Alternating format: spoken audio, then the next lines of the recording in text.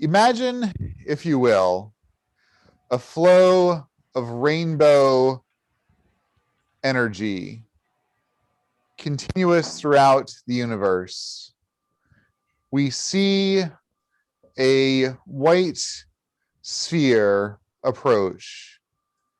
We pass through that sphere, and within is an entire solar system, a bright sun burning, dozens of planets whirling around it. And then we see that bright star crack and an explosion reverberate out. The planets shattered, dozens of them destroyed, hundreds of millions of people dead in this cataclysmic event. This all transpired because of the failure of one group of adventurers led by Arthur Eggfort. Arthur and Lethian and Relg, you are on a ship of Dame Sirlone. Dame Sirlone, you have fled your planet before it was destroyed. These adventurers were supposed to stop this massive cataclysmic destruction. So, Arthur, you're in charge of this crew. You failed to prevent the destruction, this cataclysmic event. You happen to be on this ship that has salvaged you from utter destruction. And the four of you are in the Dame's conference room. There is absolutely nothing left. Oh.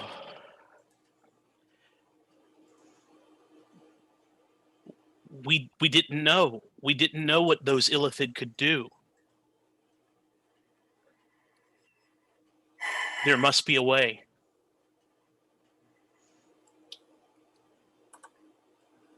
Everything is gone. My entire civilization, my planet, everything. What happened? How could you let this happen?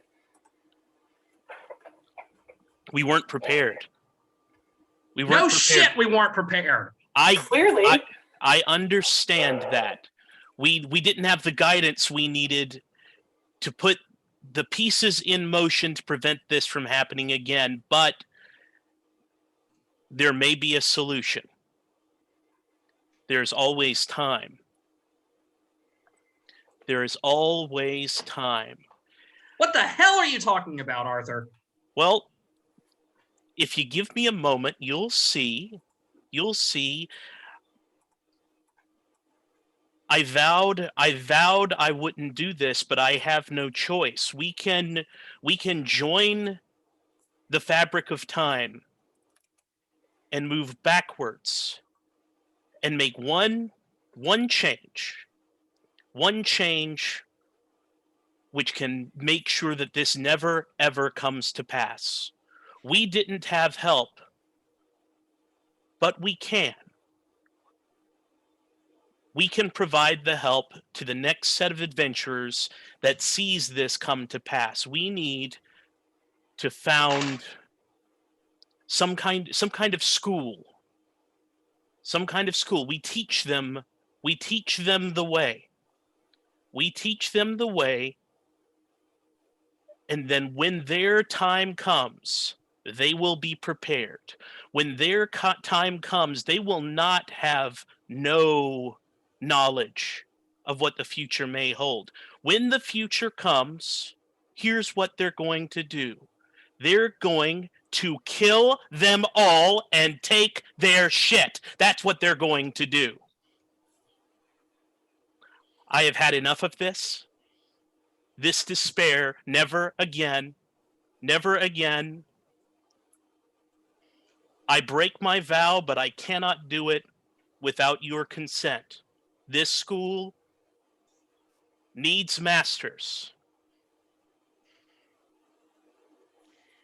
Eggfort, if you're wrong about this, we'll have What's lost the whole fucking spear twice over. What's the difference? What's the difference if I'm wrong? We lose it again. It's still 0. 2 times 0 is 0. That's why we need to found a school. How are you I guess saying at we're gonna this have point- students strong enough for what we need? Well, eventually, we graduate enough classes. Eventually, there will be students. I don't even think strength has anything to do with it. I think we need students dumb enough and arrogant enough to make sure they're in the wrong place at the right time. You and I have very different ways of planning things out. Maybe so. But I believe in many things, but one thing I believe in as the bedrock of my entire life is that you cannot underestimate the arrogant stupidity of teenagers and their willingness to change the entire world. You're willing to stake the entire sphere on the stupidity of teenagers? We've already lost it. I'm willing to take our one do-over and roll the bones again. Are you with me? Yes, but only to see them die. The elephants. Okay. Master Lethian? Your logic is sound. As long as there's a chance, we should take it. Dame Sarissa? I guess you're right. Everything's already gone at this point. There's no point in not trying. Might as well. Well, a blessing. let's get busy then. This ritual will take the rest of the week. But when it's all done, we will kill them all and take their shit. In a pocket dimension, Melisandre, the Raven Queen, and Elithriorax, you have assembled to discuss the destruction of your crystal sphere. Some damned fool mind flayers have completely destroyed this sphere, Elithriorax, that you call fucking home.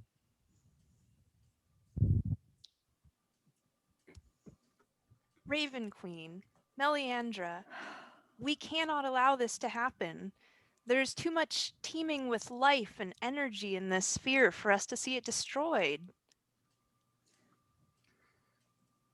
We need Yeah, justice. I know I'm the one that shepherds everyone through, but this is too many all at once. This is they've made a mistake. This is a mistake. In our own name, we must right this wrong.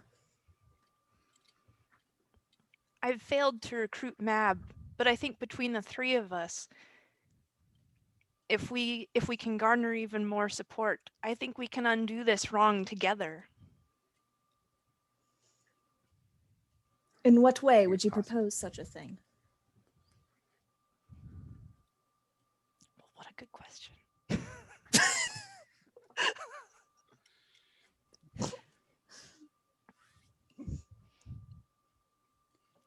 I'm not even sure what's within our capabilities to do. Yeah, I don't actually know.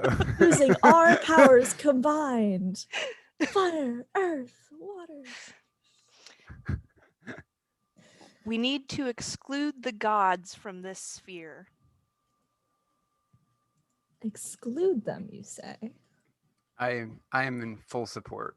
They've made foolish decisions. We know what's best for this. We're the ones who have to inhabit it.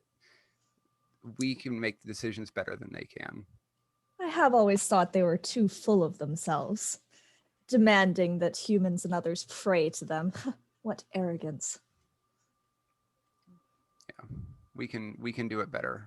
I think that's a perfect idea. Do we know of anyone else who might join us in this fight?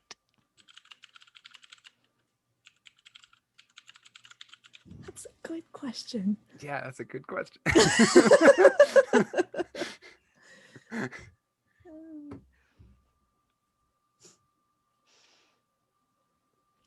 Perhaps if we combed this sphere for the greatest magicians it holds, then we would have the might we needed.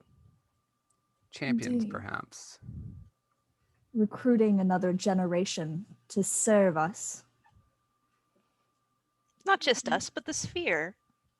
Sure, yes, the sphere as well. Choose our champions to to do our bidding on behalf of the betterment of the sphere. Of course, for our purposes, but for theirs as well. Yes. I mean, truly, as we know what's best, it will serve all. It's for the greater good. An excellent plan. And the three mistresses seal the sphere against any outer planar influence, and thus prevent the gods from meddling in the future to destroy anything in the Belusian sphere. Take that, gods. Yeah, screw you, Zeus. Didn't like your tone of voice.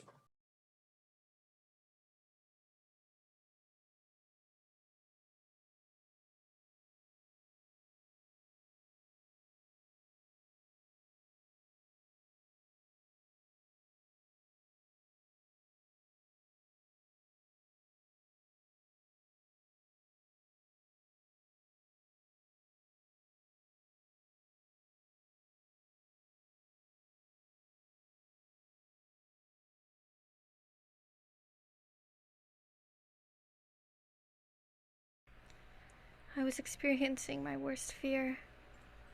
It just cemented something that I already knew.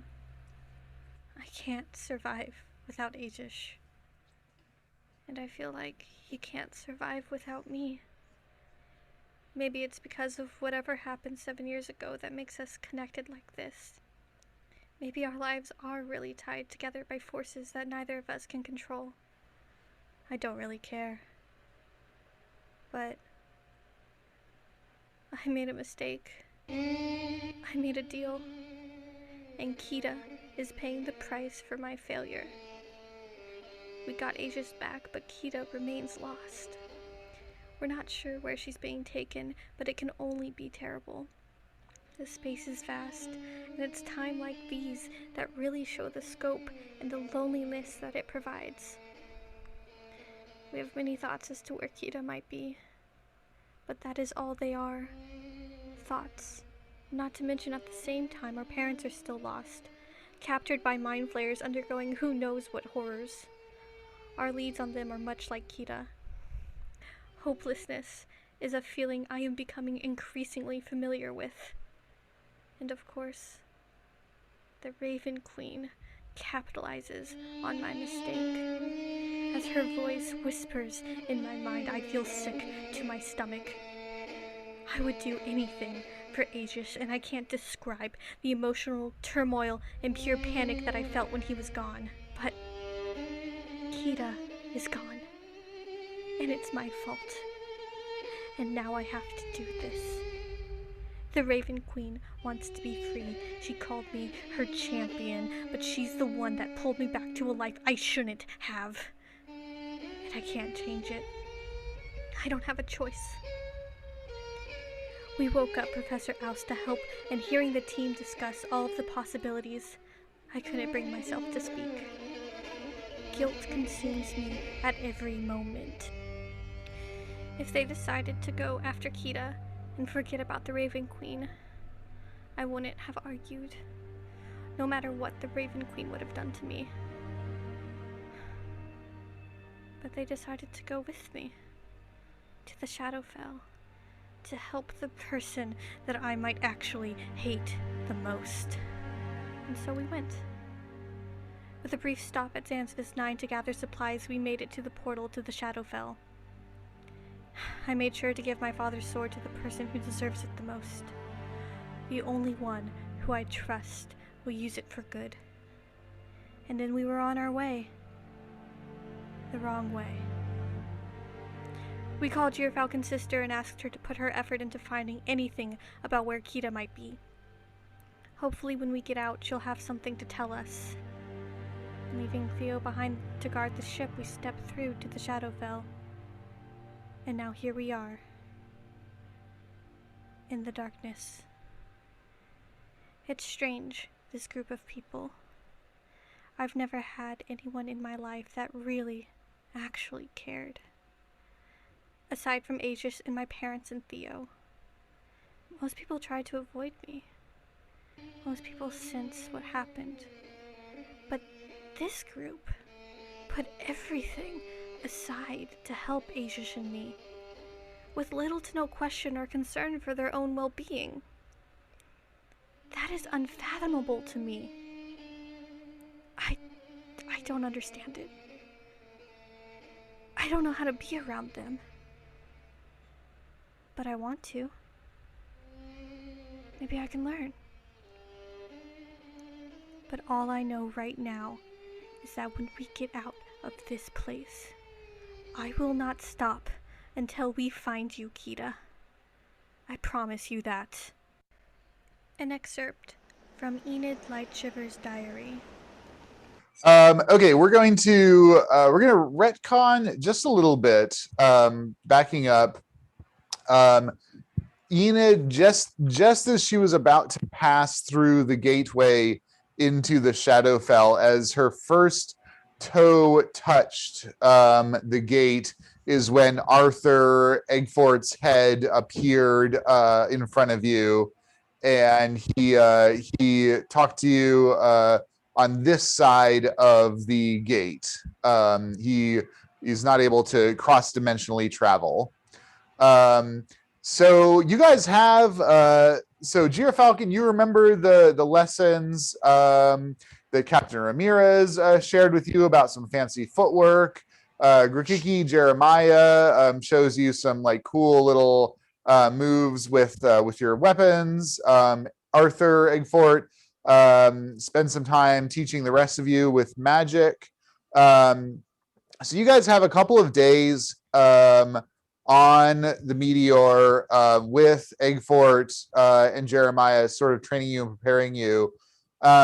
So Arthur Eggfort projects this like illusionary person of himself basically across however many billions of miles to train you all. And he's there, he's answering questions as well. I mean, you all know the principal is a little bit off kilter. Like he's not all there all the time. But he tries his best. So is there anything that you want to talk to him about or do in preparation before passing through this barrier into the Shadowfell? I don't suppose we could get him to tell us what that magic item does. Yeah, you ask him about the specifically the is it the dolphin that you're asking him? The Arian? Yeah. Yeah. He's like, oh no, adventuring. One of the best parts is finding out new things. You should go try it. Any advice on where we should try it? Oh no, dear boy, that's what you have to find out. Helpful as always. Have you ever been to the Shadowfell? Oh, of course. Yes, of course, Ricky. I've definitely been to the Shadowfell. It's terrible. Horrible undead creatures and shadow demons. They'll strike your soul right away. I don't think I've told you.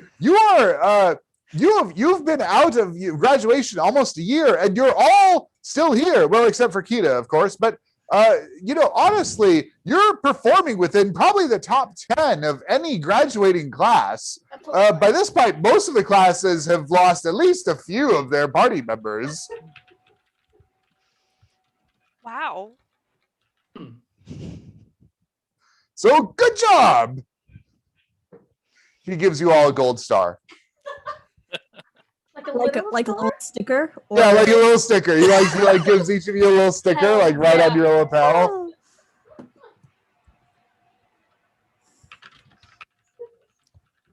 Principal, I've told you that for this age group of adventurers, that may be considered a little juvenile, perhaps. Kiki looks pretty excited about hers. To be fair, she's the baby of the group. He's like, Professor Oust, everybody loves gold stars. He gives you 2. You're a general. Thank you, Principal. I will treasure it. Just kind of put it on my shoulder. I know! It'd be great gold stars. He walks over to Boxty, your rosemary bush, and gives Boxty a gold star. Well, Professor, I guess the gold stars will have to do instead of the cost of living adjustment, huh?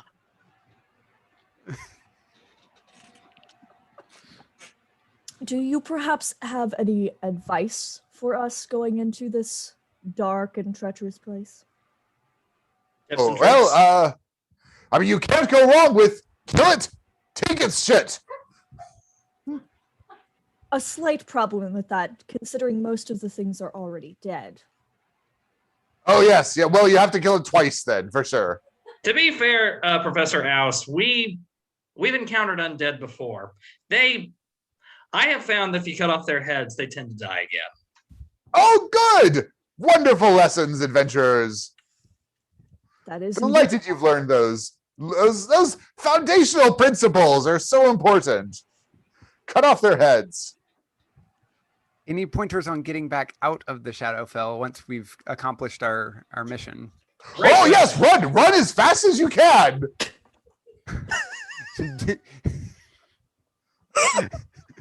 Can you usually go back out the way you came in? Oh, he looks at the portal. Oh, Jesus. He looks at the portal that you guys are standing near and he kind of examines it with his magical senses, and he kind of nods. He says, oh, I believe this portal is actually quite stable. I believe it seems like it'll be here indefinitely, which means that horrible things from the Shadowfell could come through at any moment. Those traders were able to get out. Remember, Aezsh? Yeah. Does time work differently in different planes?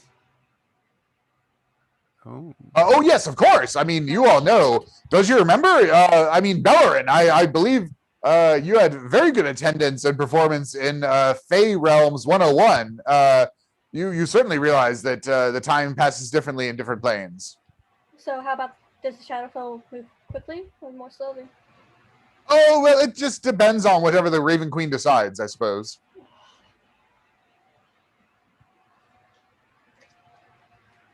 How could you find someone who was missing in the universe if you didn't know where in the universe they were? That's going to be a tall order, I suppose. I mean, at the end of the day, you can always cast Wish. I can? Oh, well, yes, we can. Super. Easy peasy. Wish? Yes, you just wish for that information. Your faith in us is inspiring, Headmaster. I'm so glad to hear it.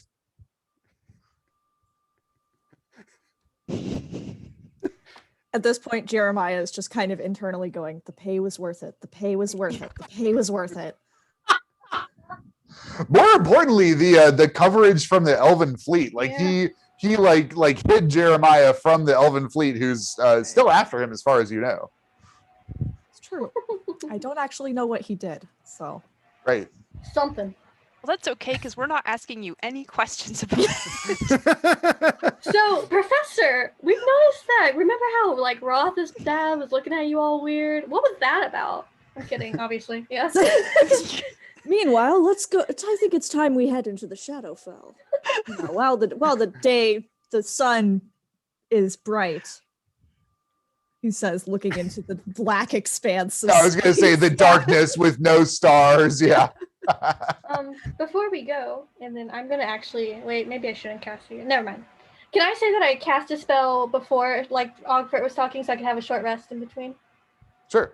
Cool. I'm going to cast Healing Elixir because I want the spell slot back. Healing Elixir before, so I can take a short rest before. So I cast Healing Elixir, and so I have this. And in my hands, a tiny little crystal bottle with like some, purpley liquid inside. It kind of looks kind of fancy in my mind, like a wine decanter, but small.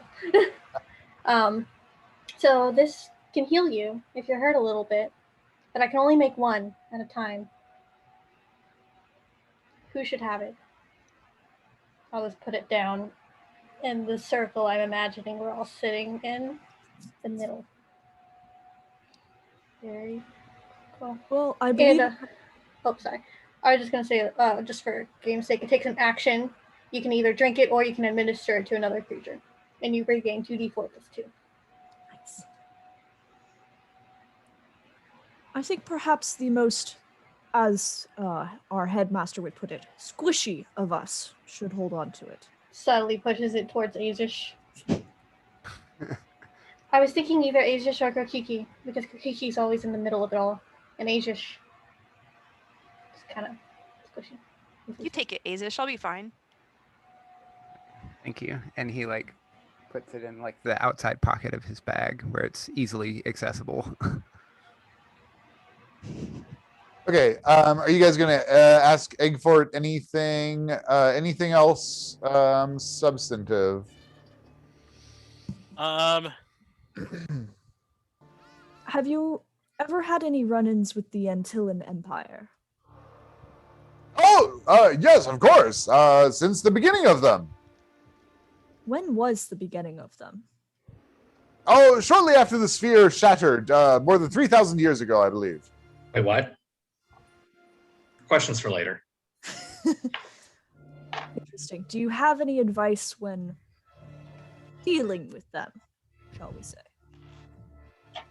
Well, they're horribly orderly. So if you need someone to do something, you merely ask their lord, and if you don't like that answer, you go up to their lord. If you don't like that answer, you go up to their lord, and then you kick that other lord's teeth in, and then they'll do what you tell them to. Efficient. I like it. Headmaster, I think I've just been napping a little bit. Did I hear you say the shattering of the sphere? Don't we all know that, though? That's the setting. The sphere is shattered. Yes. Yeah, you all know that the Belusian sphere was shattered sometime in the past. Okay. With arguable sex, I suppose Ratha. Well, Kida's not with you anymore. Ratha may have heard stories from her father about this, but obviously it was millennia ago. You all don't know anything. Don't know much about the details. Headmaster, have you ever seen a dancing lady in a bubble?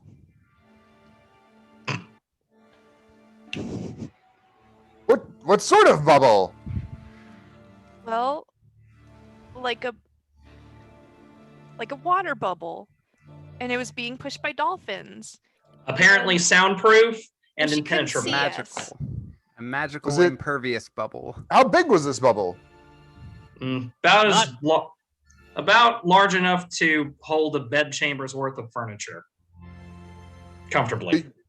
Do you mean one of the bound? It was an eladrin, if that makes it more clear. What are the bound?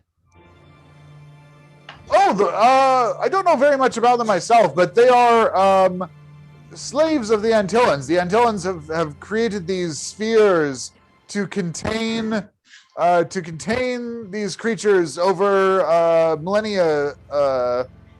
They are the bound. They're powerful entities, I hear. She didn't look like a slave. Well, could she escape? She also didn't look like she could get out of that thing. How do you open one of those bubbles? Oh, I don't know. That's not really my area. But I might be able to put you in touch with someone. I'll do some research while you're in the Shadowfell. Thank you, Headmaster. Do you know anything? Sorry. Yeah, the last question was just: do you know anything about the bounty hunters around here? For example, Ambrose Hill. Oh, no, I can't say that I do much. Every now and then the adventuring graduates run afoul of them, but usually the adventurers just follow the school motto. Fair enough. Indeed, a good plan. I have no problem keeping to the spirit of the school in this case. That's the best motto. Professor, any advice on turning back someone who had been turned to stone? Oh, that's quite simple. Just a greater restoration or similar magics would do it. Any idea where we might have access to such magic? Oh, you're intrepid graduates. I'm sure you'll figure it out. Mother. Time to kidnap a cleric. There are no clerics. We don't have clerics. Oh, that's right. No clerics, no paladins. Because the Raven Queen, Melandra, and Ilithior expand the gods from the sphere, so there's no way to get magic. So really blame them, I guess. I always wondered why that was. Okay, you guys finish your training and then proceed through the gate into the Shadowfell. I have a quick question about, like, during the training, can we say that Aezsh copied the ritual spells that we found into his spellbook? Definitely, yes. Yep, yeah, copy all the spells that you need. So which ones are those? I was just looking back, Unseen Servant and Alarm were the two. Great. What did we change? What did we change the rosemary bush's name to again? I thought it was Chuck. Chuck. Okay, you guys leave Chuck and Theo in the Whistling Meteor. You pass through this black gate into the Shadowfell. You enter the Shadowfell. The sky is a very, very dark gray.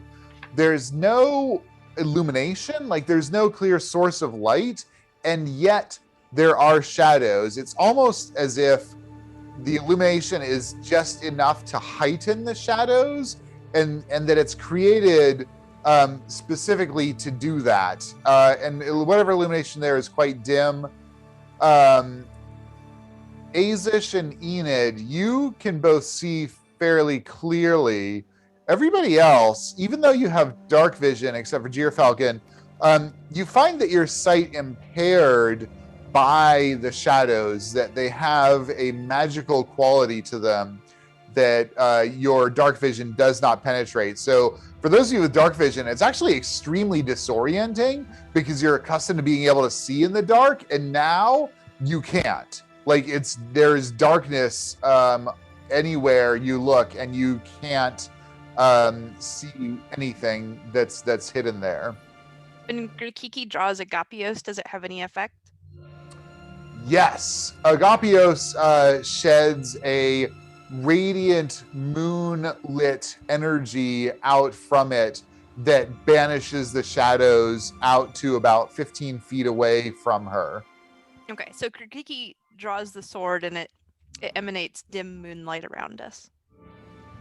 And Agapios, it's dim moonlight, so it doesn't draw particular attention to you either.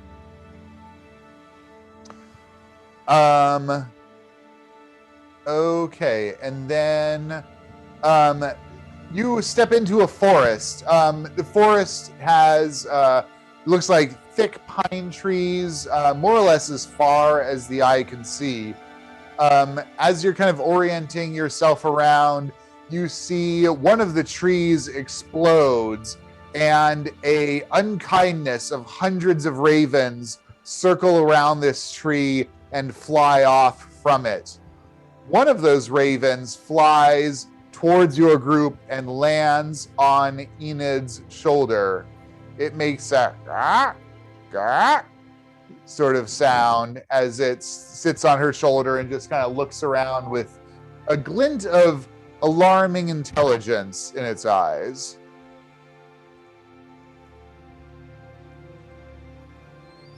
You're quiet. I was whispering because I was saying to myself, I'm not sure how to react to the raven. You're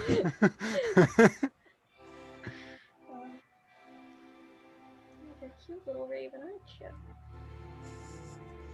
Aezsh summons his familiar to sit on his shoulder. Codependent friends have codependent pets. From the unkindness of ravens that's swirling above you, they scatter to all points of the compass. One of them kind of circles around you, as the sky clears of the rest of the ravens. It dives a little bit towards you and then heads off in a direction. It kind of coasts there for a little bit and then coasts back. It looks like it is waiting for you. I'm going to look at my raven. And I'm going to think to it. I'm going to be like, I'm supposed to follow that raven? It pecks you on the forehead. Okay, we're supposed to be able to... Okay. That's rude. Is that one leading us to the Raven Queen? Suppose so. That one? Grikiki, give me a insight or animal handling. Oh, hold on. It's all going wrong over here. I got a natural 1. No, you think that raven's probably leading you towards danger and death. Ravens are an ill omen. I think we should stay away from that one. This is the domain of the Raven Queen. That's even worse. There's gonna be a lot of ravens. If it's probably in her best interest to not lead all of us into danger. Mm-hmm. Yeah, we are here to help the Raven Queen after all. Well, I don't trust it. Yeah, and it's the after all that I'm worried about. We don't really have much of a choice right now. Yeah, it's a Stay big cautious. empty, Keep an eye out. space we don't know. Well, let's take the headmaster's advice and get in and get out quickly. Yeah, just keep a watchful eye for any crazy undead things, because those are, I think, what we really need to be worried about.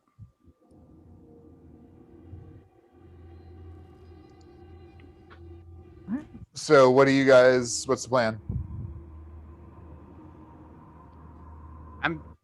I'm still down to follow the Raven. Same. It's what we've got. It's all it may seem sketchy, but I mean it's all we've got right now, so Follow the quirking bird. We're following the raven, the raven. They seem raven, unusually the raven. smart. Okay, you guys go ahead and follow after the raven. You plunge into the trees. And as soon as it's already quite dark. The darkness deepens, and the shadows in particular lengthen. Insofar as you're looking you're looking at a tree, and it's projecting shadows behind it, and you think that there could be anything in this forest, and you wouldn't know the first thing about it unless it was right on top of you. What sort of order is the party in? Go ahead and figure that out and let me know what your marching order is. I think I should probably go first. High perception plus good dark vision. Yeah, Aezsh can also be up close to the front since he can at least somewhat see. Oh, and you would not be allowed anywhere else, though. Yep. You're with me. I'll be the front or the back. You might need to be in the middle because of your light. I'm not sure. Yeah. Why don't I follow, go right behind the half elves, and Grikiki can be right behind me. I can cover them, but I can also see.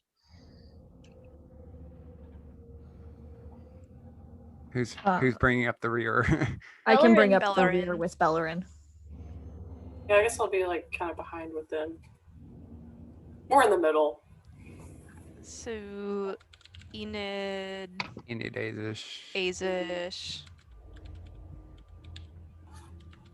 Falcon, Grikiki, Ratha. Mm-hmm.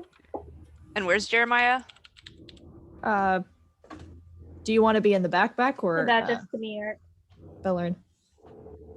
I'll be in a 2x2 in that back row with the professor, so that we can't get split up easily if... Sounds good.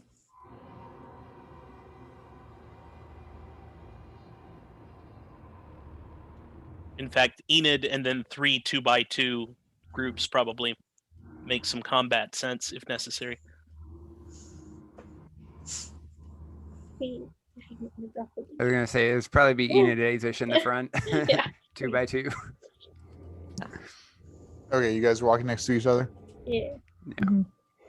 Okay, you guys proceed through the woods.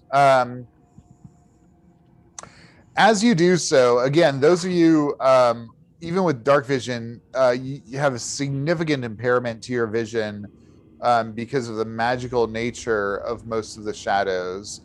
And you all proceed maybe about an hour or so into the woods, and you start to hear a sort of grunting sound, like maybe like a pig sort of rooting off in the darkness. It doesn't seem like it's static. You guys are just kind of walking along,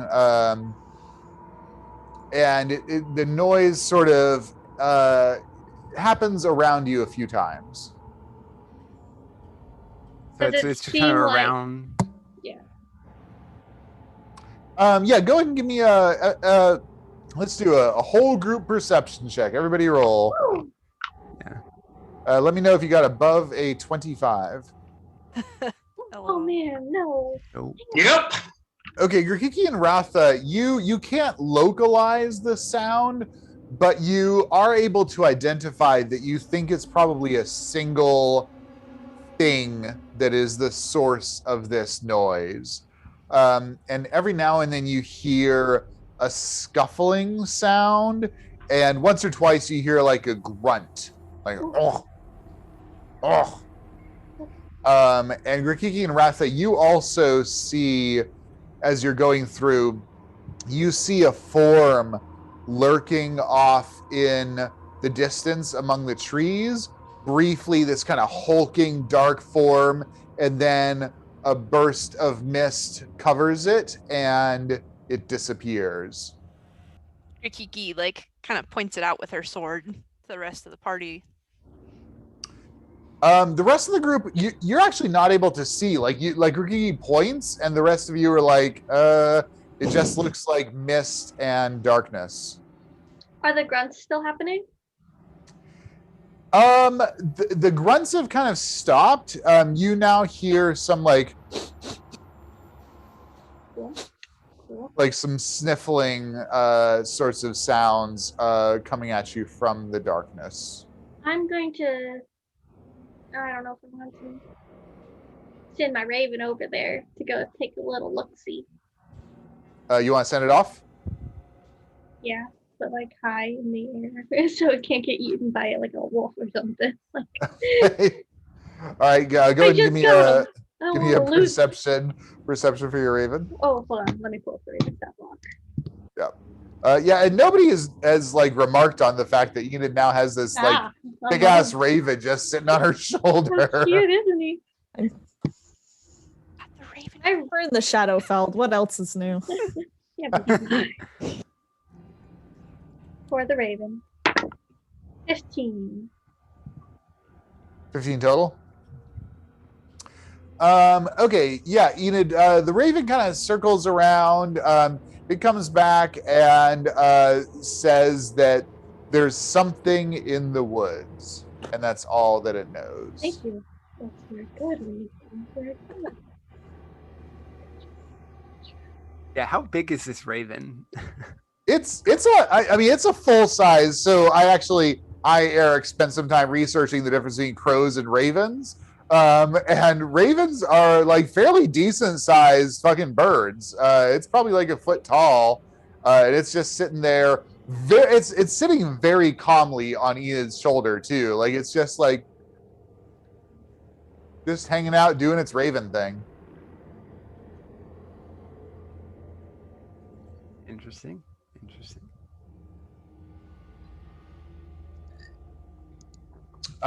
You guys continue on through the woods following the raven periodically the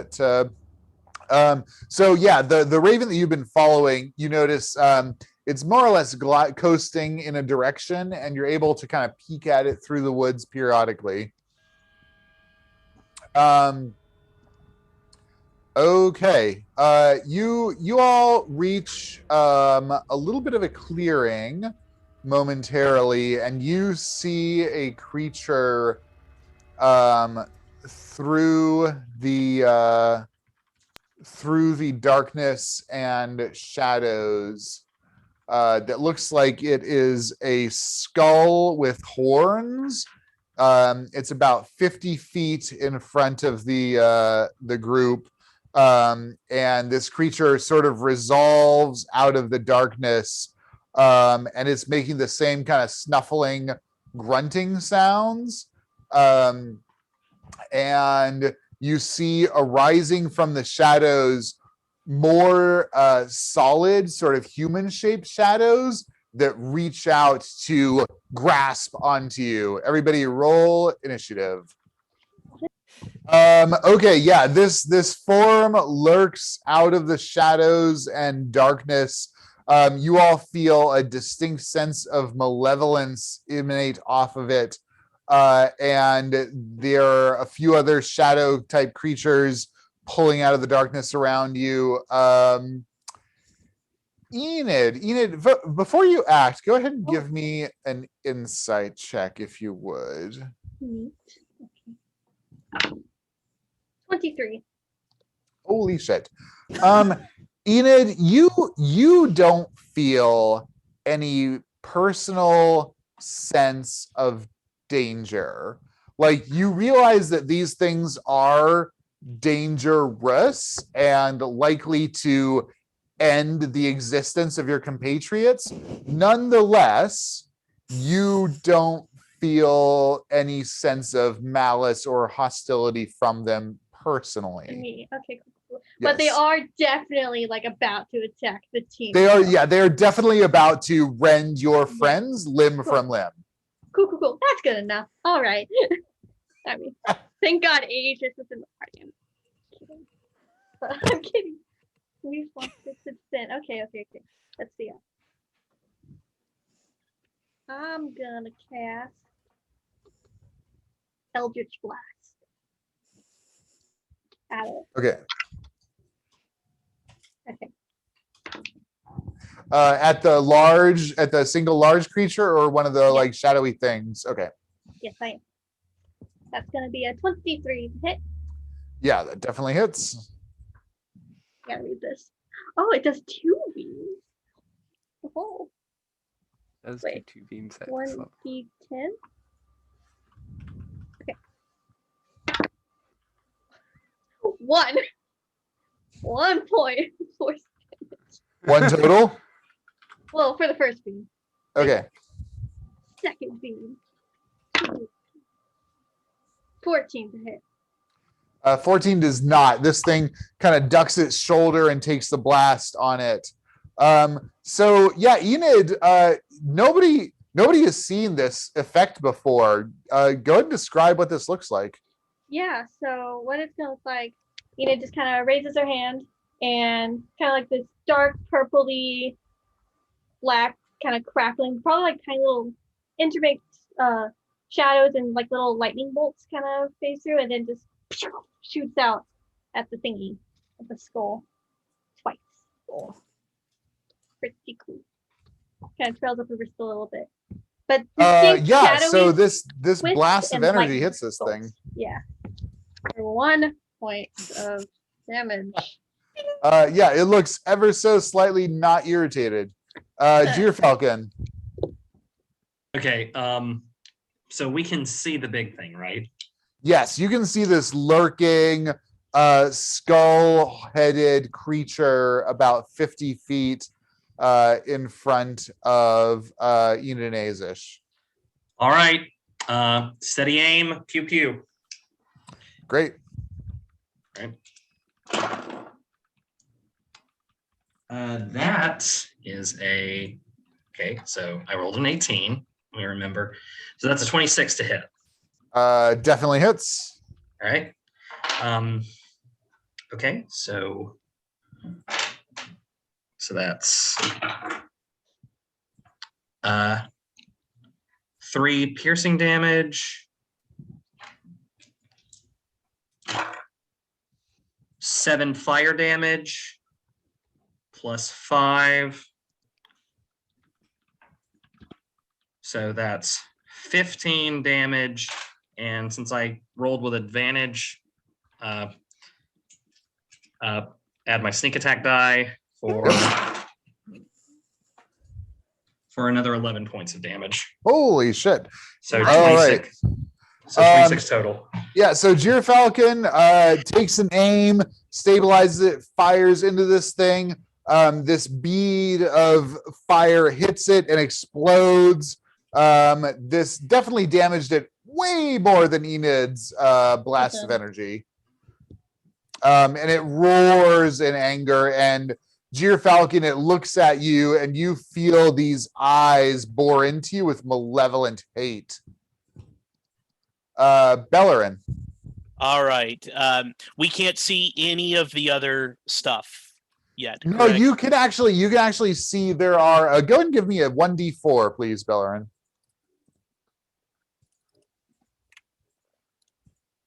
1. You can see one human-shaped creature emerging from the shadows relatively close to you.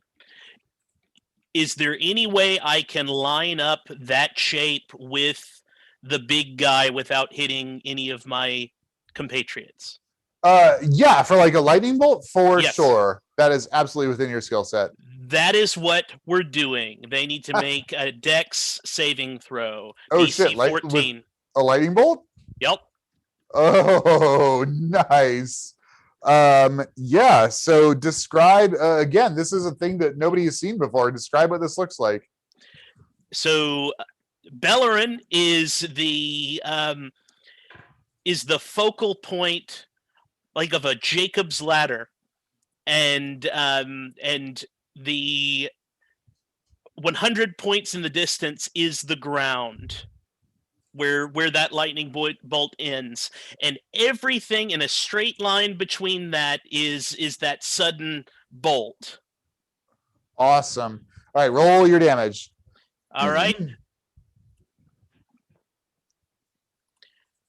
That will be 26.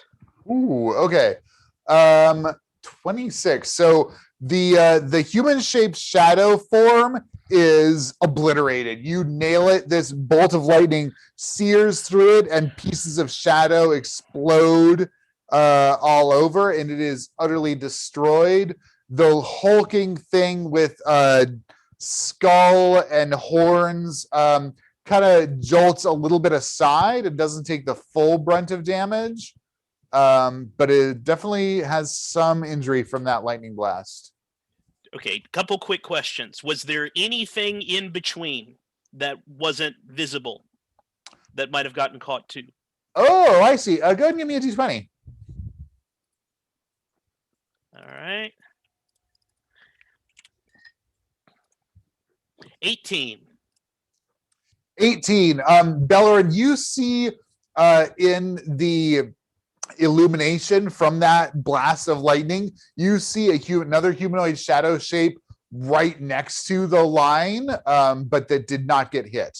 All right, and do the shadows seem at all affected by bright light? Are they going to have any trouble seeing? And are we going to have any trouble seeing?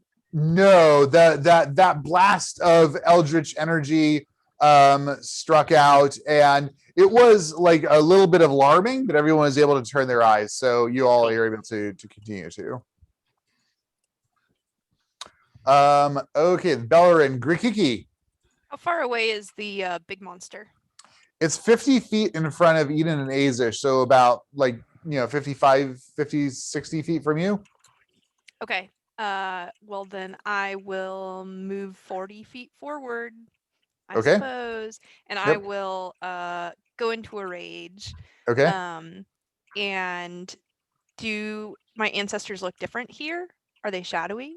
Yeah, they are actually, they are more like present than they have been before, and it looks like they're able to act in more materially effective ways.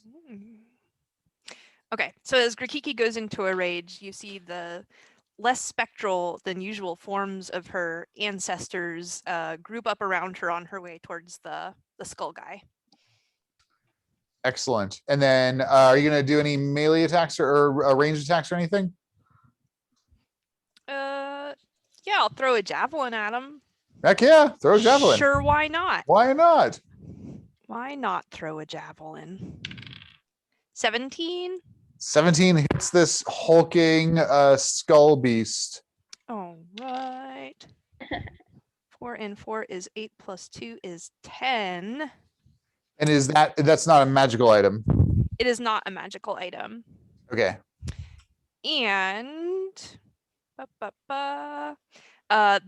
as I do that, my ancestors set upon him, flying around him in their own rages. He has disadvantage on any attack roll that isn't against me, and anyone he attacks has resistance against his damage. Ooh. Go ahead and also roll for your ancestors a 1d6, please. Oh, sweet. 6. Oh. So not only are they imposing disadvantage and making everything hard, they're actually physically manifesting and hitting this thing. Nice. And they do a reasonable amount of damage to it as they do so. So please remember that going forward. They'll also do 1d6 damage of radiant to this. Sweet. Okay, Jeremiah.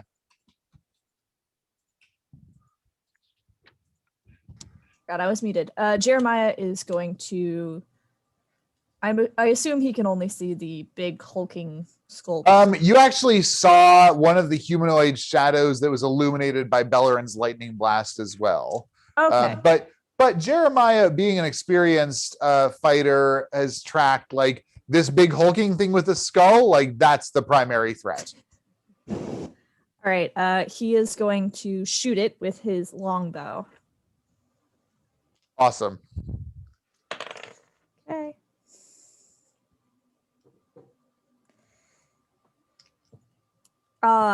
So technically it's a 10, but I did roll a natural 1.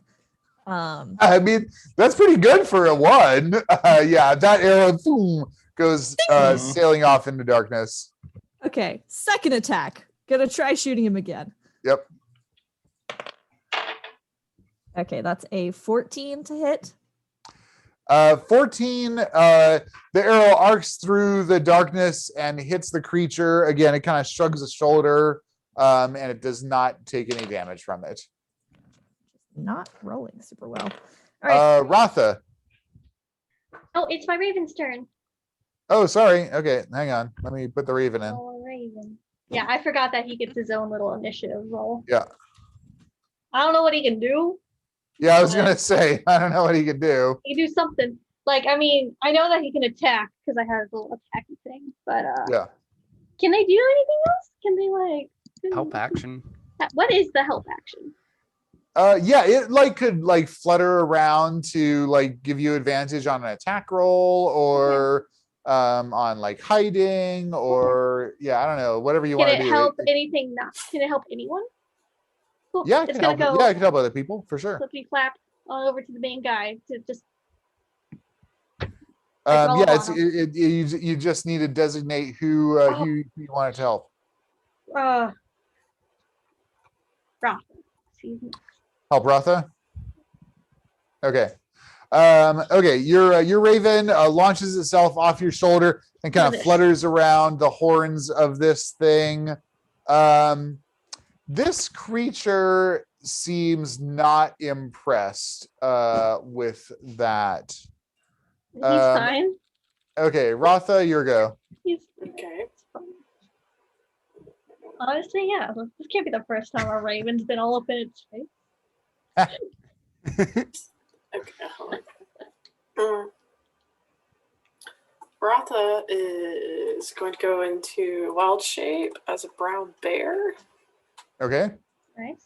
Let's see. Oh shit. Do I just take the default hit points or do I have to roll? Yeah, just take the default. Okay, I'll just take the default then. Yep. Right. So now I'm a giant brown bear. Okay, that's a bonus action. Yep. She's gonna go up and use its multi-attacks, so the bear attacks 2 attacks. Okay, what's the movement on the brown bear? Oh yeah, that's a good point. 40 feet. Okay, you're about 50 feet away, so you're gonna have to do a move and a dash to get to melee if you want. I'll just move over there. Oh yeah, I guess I'll dash too. Okay. All right, you get up to the thing, right up in its face. Aezsh. How many of these can Aezsh see the like shadowy other creatures? Give me a perception check, Aezsh. Yeah. Math is hard. 22. Give me a 1d4, please. 3. Oh shit. Yeah, you see 3 more shadowy figures Good roll. Emerging from the darkness, Aezsh, about to ensnare the party as this horrible skull-shaped thing attacks the bear. How many would you say I could catch in like a 30-foot radius?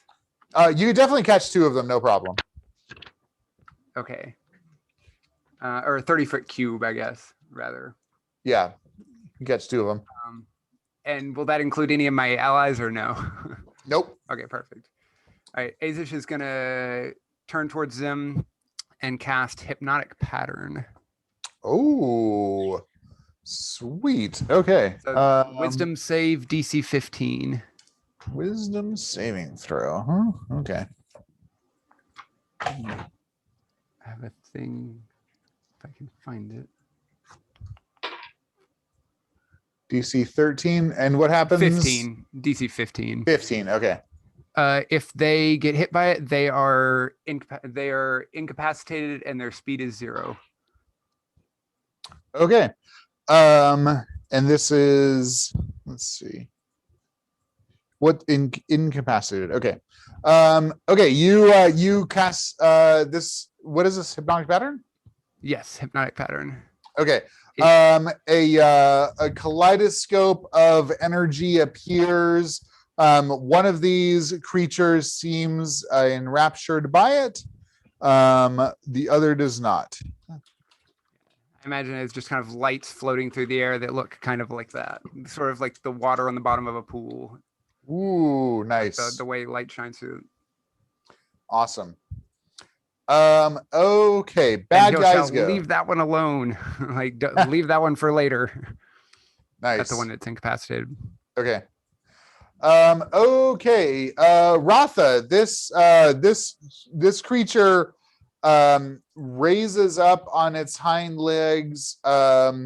It's a little bigger than you thought it was before you raced up to it in bear form, and it comes crashing down on you with a couple of claws. Has disadvantage. Oh shit! All of its attacks, not just against you. No, anyone but me. Oh, nice. Okay, that one hits nonetheless. And it's any attack roll until my next turn. What's your armor class right now, Ratha? Let's see. It is an 11. Okay. The brown bear. Yep. Okay. Brown bear gets attacked, gets hit twice. You take 12 points of damage, and then please give me a DC 14 charisma saving throw.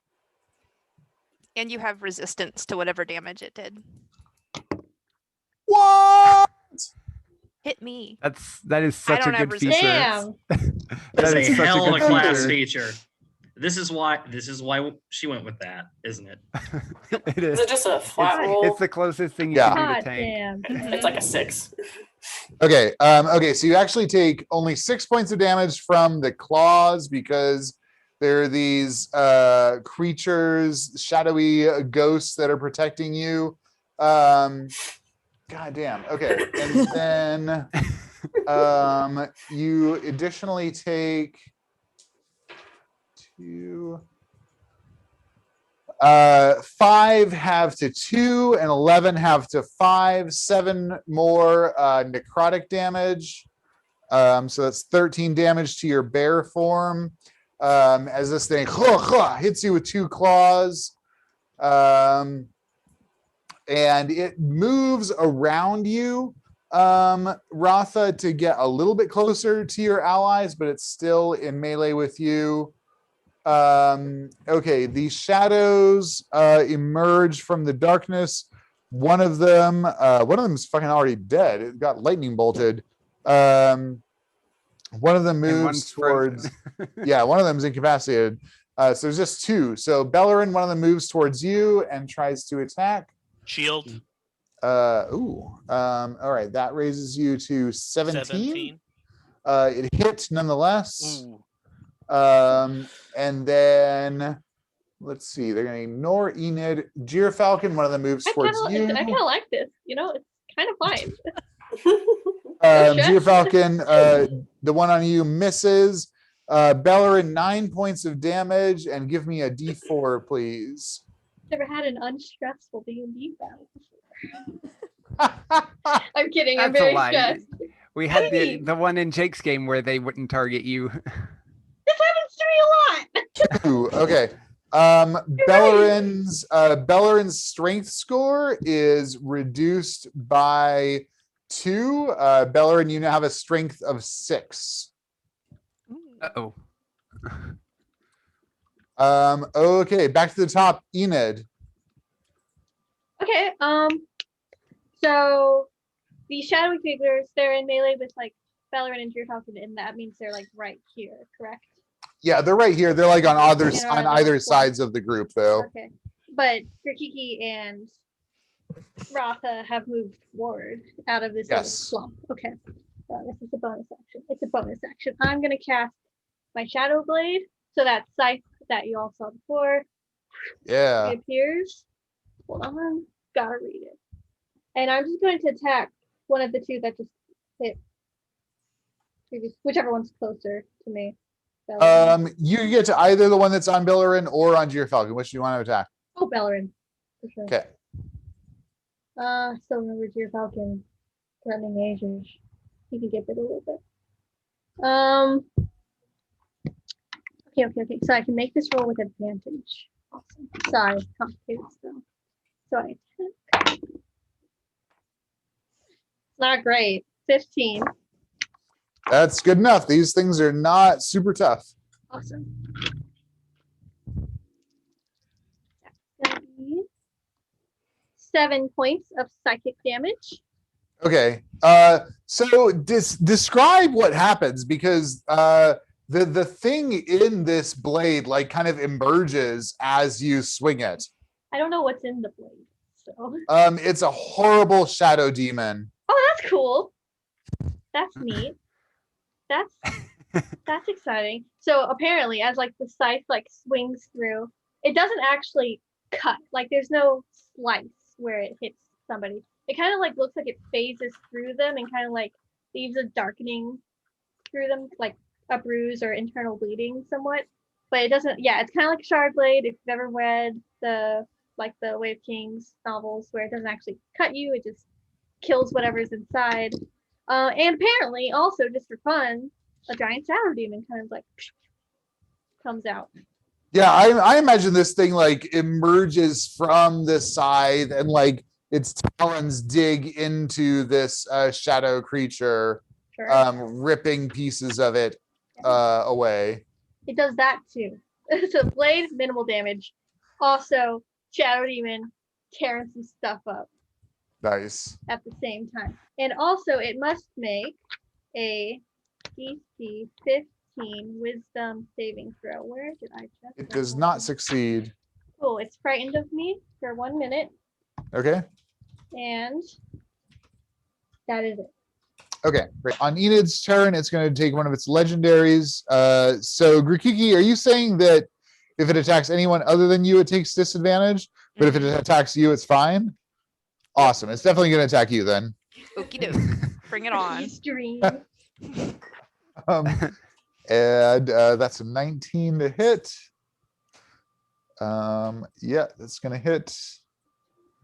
So Grikiki takes 6 halve to 3 because of your rage, right? Mm-hmm. Yeah, this thing lashes out with a claw. Ha! Cuts into Grikiki. Falcon. Okay, so I see the shadow thing on me, right?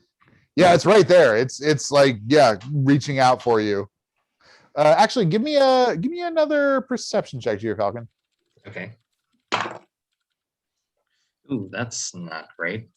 That is a, let's see, what's my whiz modifier? That's an 11. Actually, yeah, no, you have a hard time distinguishing where this thing is among the shadows. You might be able to like strike kind of blindly at it, but it's going to be tough. You're going to have disadvantage. Okay. But I can see the big guy fine, right? You can see the big guy pretty well, yeah. All right. I'm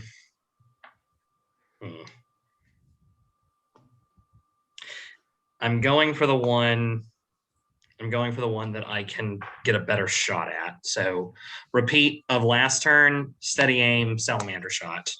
Okay, great. All right. Woohoo!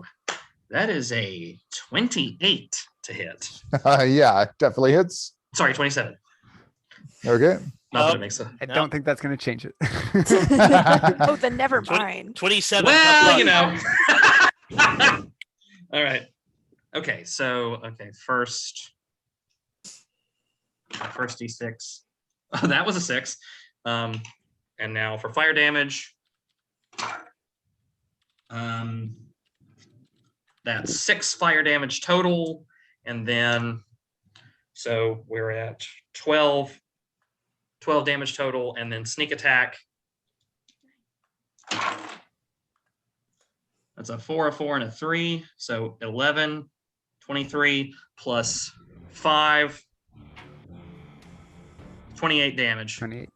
Oh my god. Nice. Oh man. Get 'em. Yeah. You do a ton. So Salamander hits this thing. This burst of fire explodes. And it looks right at Falcon. It's probably just gonna ignore the fuck out of Ratha and Grikiki and just intend to rend you limb from limb is the feeling that you're getting from this thing. Bring it back. Okay, legendary action. It's going to lash out at Grikiki again. Grikiki, just kind of emanating out of this thing is a vine with a bunch of thorns on it that attempts to wrap around you, but you're able to kind of dodge out of the way. All right. Belloryn. All right. There's a shadow right in front of you. It is frightened, though. I am going to harness tempestuous magic so that I can get a vantage point on big guy. Okay. And so I fly up 10 feet, and I can see dude cast magic missile with a level 2 spell slot. Ooh, nice. Roll that damage. All right, and that'll be 15. Holy shit. Okay, yeah, you nail the thing. Bam, bam, bam. 4 darts slide into it. Grikiki, that thorn vine thing again try to wrap around you and misses. Grikiki. All right, Grikiki is going to close with the skull monster. Okay. And she is going to attack it with Agapios. Oh, yeah. Nice. 19. Yeah, that hits. All right, and that does... Oh, wow, double 6s. Okay. 12 plus 4 is 16 plus 2 is 18 damage. Holy crap. And her ancestors continue to wail on this thing. Oh, yeah. So it'll continue until the rest of her next turn to be at disadvantage against anyone but her. And she will take her extra attack. 13. Does 13 hit? 13 does not. Okay. But roll a d6 for your ancestors that have more physical presence here than they would elsewhere. 2. All right, they pound away at this creature. It howls in rage. Jeremiah. How's it looking at this point? You guys have done, you've done more than 100 points of damage to this thing in 2 rounds, so I don't know how to explain what that looks like, but fair. It looks like a lot. Okay, I'm gonna try again to shoot it with a longbow. Okay, great. Okay, that's a better roll. That's a 24 to hit. Yeah, definitely hits. For 8 damage, and then gonna do a second. Okay. That's a 19 to hit. That hits. For 6 damage. Wow. That's a lot of damage just with those arrows. Yeah, you nail this thing twice. It kind of staggers back. Raven. Right. The Raven is going to continue helping out Ratha because she is up there being a bear. Helping Ratha. Okay, great. Okay, Ratha, you're in melee with this huge thing. What do you want to do? All right, now I'm going to multi-attack it. Yeah. So I'll bite it and attack with claws. So I'm going to go with the bite first. You have advantage on at least one of them. I'm not sure how far help goes. Yeah, I think it's on 1 attack. Just one? Okay. There's a 20 hit, non-natural. Yes. Okay. So I'll go ahead and roll for this.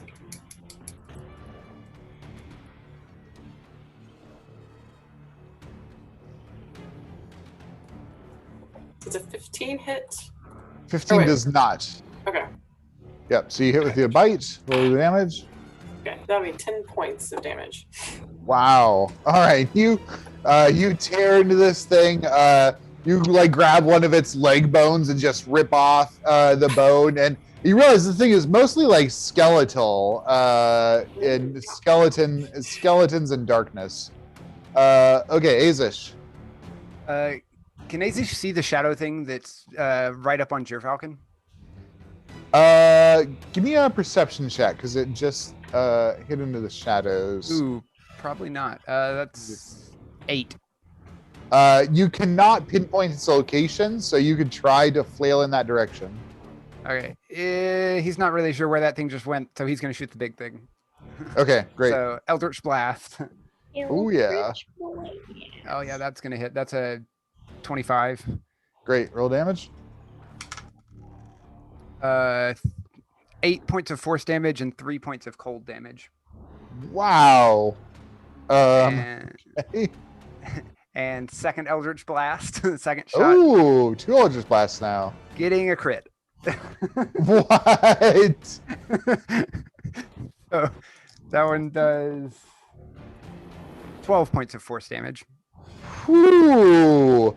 Man, you nail this thing with 2 blasts of watery energy. The thing kind of staggers back. It looks heavily injured.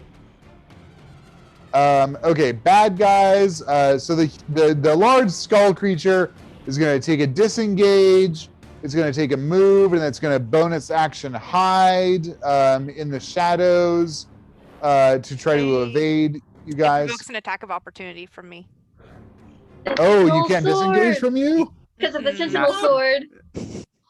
Oh, because of Sentinel! And if she hits him, he can't move. Yeah, and if she hits him, its speed goes to 0. No way. All right. Phony bitch.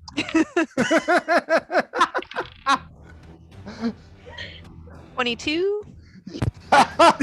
So he isn't going anywhere. Nope.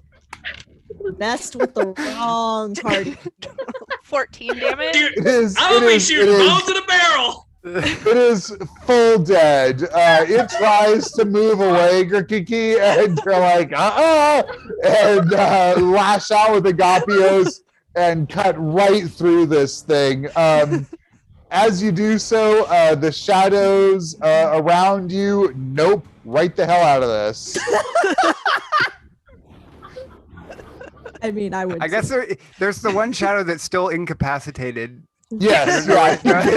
Stop. Are you gonna interrogate that shadow, Aezsh? No. You're gonna be like, No. hey, what do you know? Flashlight out. Where were you the night of the 13th? I'll let Grikiki wake it up with Agapios. It's a bad day. Oh my god. Okay, you guys have slain the horrible Wendigo monster of the Shadow Forest, and scattered its shadow creatures. Yeah, I mean, if you want to interrogate the shadow, you can. I don't know if you can communicate with it, but no, I'm just gonna tell Grikiki, like, that thing's frozen there until you go hit it. Grikiki is still in a rage and seems more than happy to hit it. Okay, yeah, Grikiki. Yeah, you cut this thing with Agapios, and it's almost like the moonlight of the blade just like shears right through the thing, and like wisps of shadow disperse into the rest of the darkness. Nice.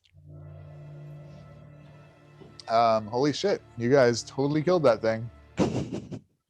That sentinel hit on the way out was just so exciting. Oh, that was beautiful. So Beautiful. you thought. You thought you could get away. Right? Yeah. Have you guys seen that ad where the basketball player keeps like blocking Oh, shots? He's like, Mutombo. Not in my house. He used That's to do Grikiki. that in games. It was really funny. Okay, so the shadows are discorporated, but the Wendigo here is in pieces. If you want to look at it. Oh, yeah. Corpse. Grikiki picks Yeah. up the skull. Yeah, it's a horrifying skull with these 4 horns out of it. Grikiki, you think you might be able to wear this thing? My head. Yes. Grikiki puts it on her head. This Wendigo skull gives you a +1 to your AC. Wow. Dang, that's nice. And furthermore, once per long rest, it allows you to cast fear. Ooh. Ooh, we're gonna be such a spooky group. And I you are would no not longer be fit for terrified. polite company. I mean, really, you got a Wendigo skull in her head No, now. kids, don't She run. can take it off and then hold it. Turns out But that's Menacing- much hold it less menacingly. intimidating. Yep. Mm-hmm. Once per Trick long Oh, rest. treat. it's fine. Quite the question, children. Once per long rest. Is that what you said? Pay no mind Yeah, to the yeah. soul Once behind per the long curtain. rest. I feel like we were joking way more today, but that's because it's a defense mechanism for all the horror that we're being put through. I think we're also up. Yeah. pretty Once excited again, about our I just want to remind you, like, this is what Grikiki has put on her Terrifying. like head. I do like the braids though. Yeah, are the braids Yeah. included? Does it go with Yes. Grikiki's Yeah, own yeah, braids yeah. that she has? She Yeah, has yeah, a yeah. full braid. The braids are Looks like a- totally yeah, part now of she has extra braids. the But skull. That Grikiki looks like doesn't a- look menacing in it. Like Grikiki just looks like very excited. Like a Cubone. Oh my She looks around at you guys and like taps her sword on her skull. An interesting accessory piece. Is there anything interesting on the body? Yeah, give me investigation, Jeremiah.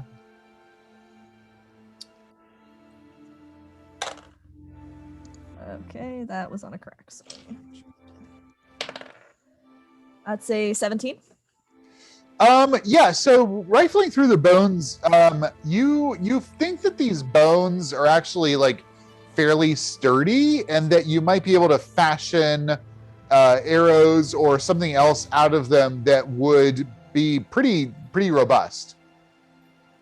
Okay, cool. I take the bones. Okay, great. So go ahead and write down 8 bones, 8 Wendigo bones. And when you have some downtime, you can fashion those into magic arrows. Cool. Aw. Sweet. Yeah. Love some magical crafting. Oh, just as a way of giving fuck you to the dead, Jira's gonna go up. This might not be place. Okay. Joe's gonna go up there. Jira's gonna go up to it and use his rapier to like carve a little bit of its cloak and carve the like robe that it wears and turn that into a cloak. On yourself? For yourself? Yeah, okay, so you're gonna have disadvantage for all charisma checks, Jira Falcon, with the Wendigo's cloak on. It's too spooky. Seems fair. Spooky. Seems fair. Oh, except intimidation. I'll give you advantage on intimidation. Disadvantage on There we everything go. else. All right. Disadvantage on everything else.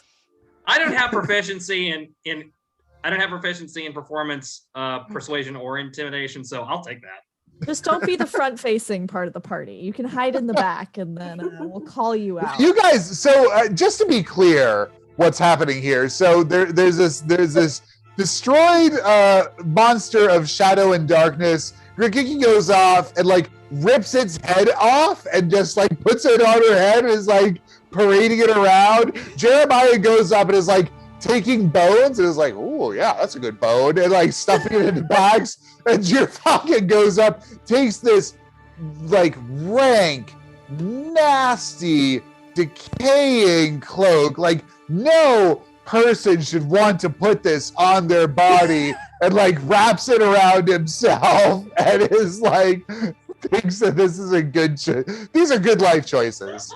Look, we just got a Is he, pep like, talk from smelling? Eggfort. Like, It's true. so That's far true. I am a haven't fucking killed tyrant. things. Of course, Take I'm their a- shit. Yeah, we That's- have not taken much shit. Like, that is very You know, true. we did just get a pep talk from the We're headmaster. invigorated. We're We did, following we very did. clear instructions Just here. said it multiple times, really. He would be so proud. You He know would be so what? proud He of would us. be proud. Like, You if it has no guys. shit to take, just dismember the body and take that. You know? Amazing. Great You plan. you have taken as much of this Wendigo's corpse as you can possibly take. Yes, Belloryn. How long did all these shenanigans take? Like 10 minutes. Okay. Okay, you guys see the raven that's been kind of gliding, dives down near you, coasts around, and then heads off above the treetop. Continue following? Let's go. Yeah. Unless Okay. we're bad yet. Okay, let's see. What's your passive perception has gone up now, is that true? It is 18. 18, holy crap. Okay, Ratha and Enid, you guys are making your way through the forest, and Ratha and Enid, you hear, sorry.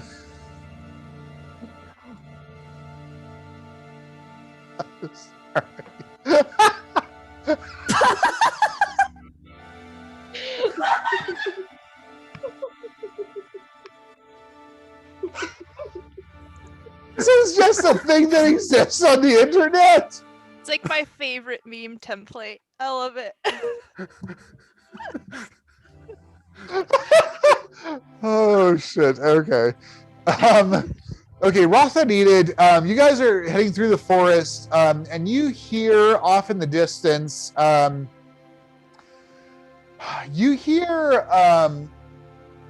footsteps of many individuals. You hear kind of the ringing of armor on weapons and the jingle of armor on weapons. You hear the creaking of carts.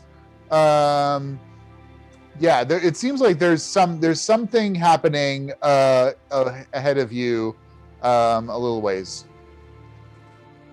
Something ahead. We should be quiet.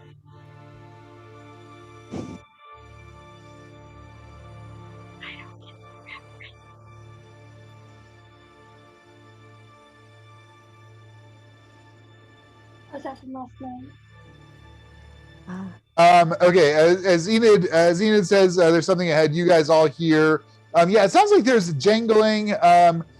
Jeremiah, go ahead and give me an insight check.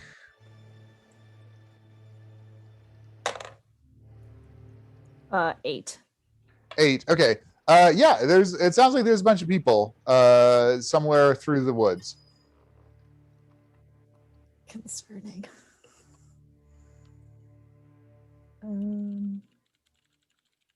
Are we trying to sneak then?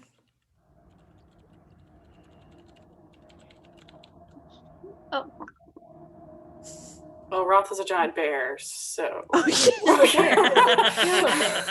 Yeah. So you guys all pause and have a brief conference here. You can all hear these sounds. You don't know quite what to make of them. Can I send the? Here, let's do this. I'm gonna send the raven up ahead, and then I'm gonna like look through the eyes of the raven. So I'll grab Aezsh's hand, which I was probably already holding, and then go into raven mode. Yeah, okay. You send your raven up. It soars above the treetops. There is a gouge in the tree line that it looks like it might be a road or a trail or something like that. And it looks like there is a troop of soldiers marching down this road. There's a bunch of soldiers afoot. There's a handful on horses. There are a handful of carts. And wagons. Are they like flesh and blood? Are they undead, skeleton? Do you want the raven? The raven's kind of soaring right now, just like getting a bird's eye view. Do you want it to like sloop down and have a look? Yeah, it's gonna pretend like it's swooping down, like it's gonna go in for like a little landing. Okay, not in front of them, yeah, but like give me a stealth. Give me a raven stealth check here.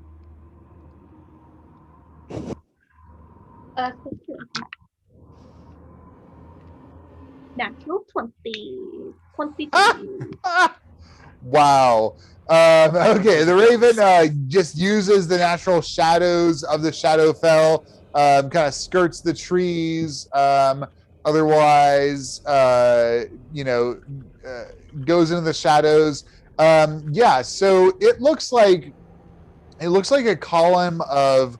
They almost look like elves, like they're tall and lean. They've got pointy ears, but their skin is ashen gray.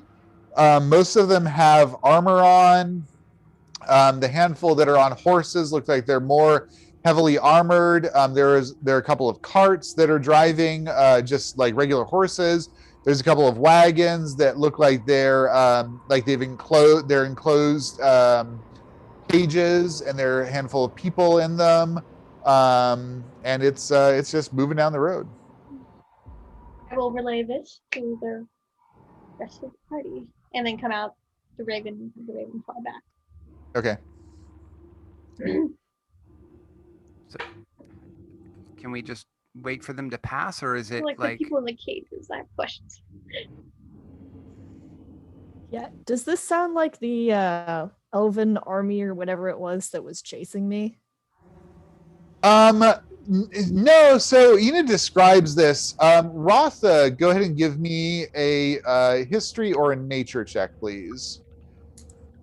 And yeah, she's the only one who can. I have nature.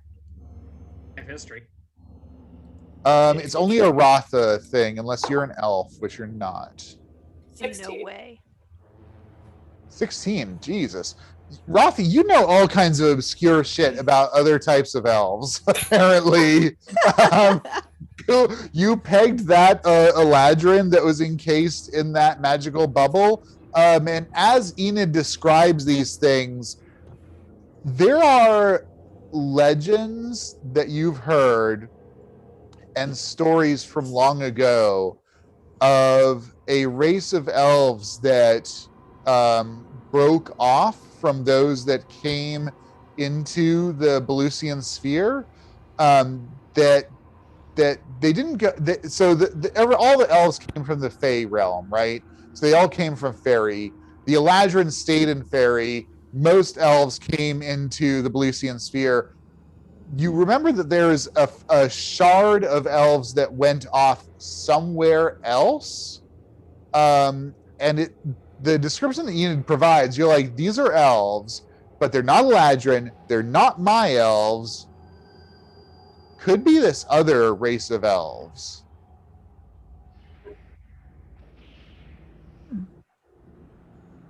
As Ratha is thinking all that in her bear form, she's like, oh, this is really cool, but I can't talk to anybody.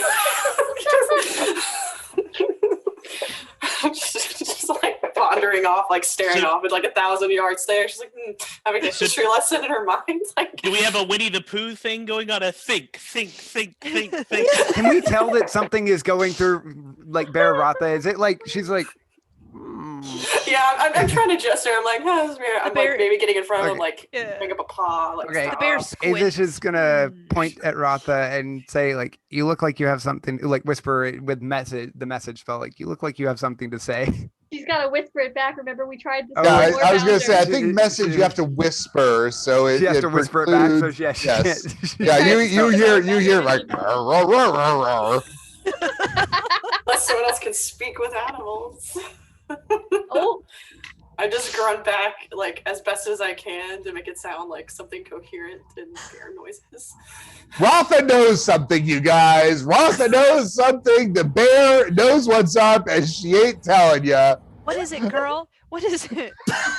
Timmy's in the well.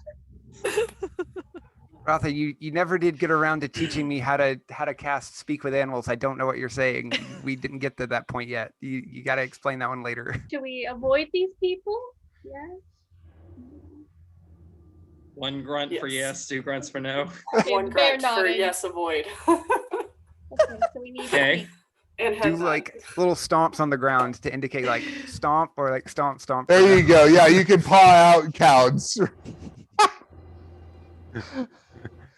Can you write in the ground with the bear? Avoid the things. Yeah, so should we avoid them? 1 stomp for yes. I'm getting really big Wizard of Oz vibes where like Tin Man, Scarecrow are like looking at the Wicked Witches of the West, like little castle, you know, the little castle. She does 1 stop. Yes. Okay. So, okay. Cool. Enid, did it Awesome. look like there was like a finite number of them that we could just wait for them to go by, or is it like how long was this troop? Give me just a flat intelligence check, Enid. Thing. I rolled really good. 16. Oh wow. It looked like there were a few hundred of them, so they'll definitely pass in not very much time. It shouldn't take too long if you want to sneak close to the edge of the woods to watch and then just wait.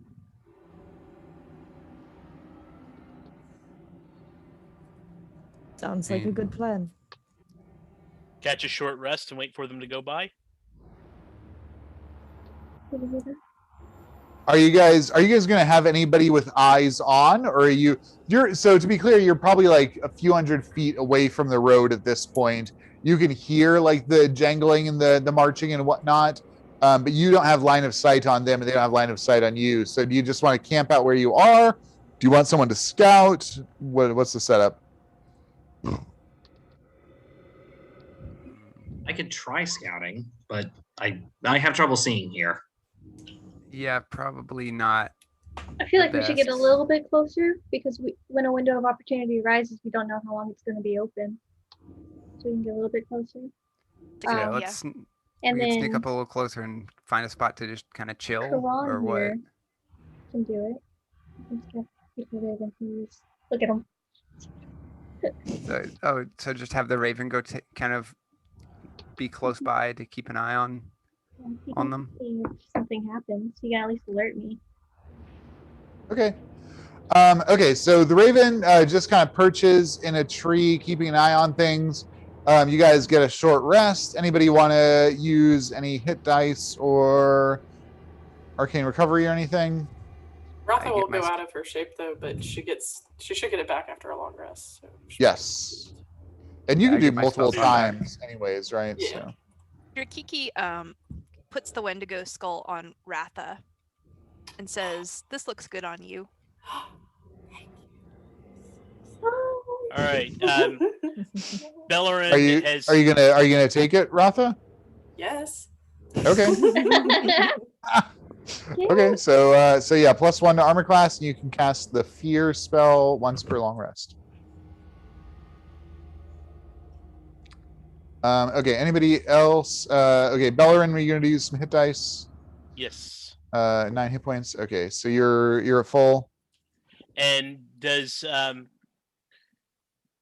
does he feel any recovery from his strength sapping? No, you're still depleted that way. Ouch. Ratha would tell them about like the elven history thing there, but then like as she's telling it, she's curious. She's like, I wonder if this would like. Does she know if they would care at all about like the Raven Queen, or would try to mess with her in any way? Like, should we try to? You know, on that 16, all you know is that there's another race of elves, and it's plausible that these are they. That you don't really know like what their alignment is, or who their allegiances are, or what their purpose is, or anything like that. I mean, the whole point of this is that the Raven Queen wants freedom from this dimension. Maybe these are the people who are holding her captive. Possible. That's a lot of people. She unfortunately didn't say it was going to be easy. She didn't say it was going to be hard, though, so, it's kind of a problem. Okay, so you guys camp out there in the woods, wait for the column of soldiers to pass you by. Enid, tell me what did you communicate? So your raven saw some people in cages. What was your interpretation of those? Like, did the raven spend any time looking at them, or? Probably, it was Enid looking through the raven, not the raven looking. She probably would have got like a good roll on stealth. If I felt confident in my stealth roll, which I do, got a good look on them, seeing what they were. Okay, yeah, there were two wagons. There were two wagons with a variety of mostly humans. There was a couple halflings. There was one gnome and a dwarf in one. And it looks like they were in this wagon, in this enclosed wagon. They looked fairly confined. They didn't minimal clothing, etc. Definitely more on the prisoner side. Yes, definitely more on the prisoner side. Exactly. They're bringing prisoners in. And then are you going to communicate that with the rest of the group? Yeah, I'll tell them everything as well. Okay. We definitely have prisoners. I don't know where they're taking them. I don't really know what's here to take them to. Let's not join the prisoners.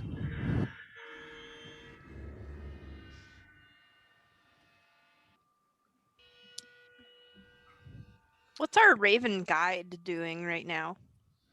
It's it like is soaring in your direction, and then soaring away, and then soaring towards you. It's basically apparently waiting for you to move, but it's continuing to orient in a direction that's basically perpendicular to the road.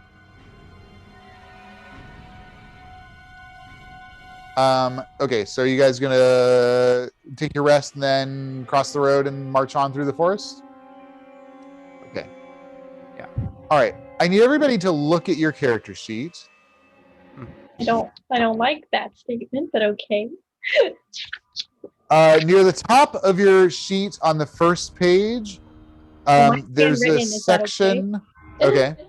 On the standard one, there's a section that says alignment.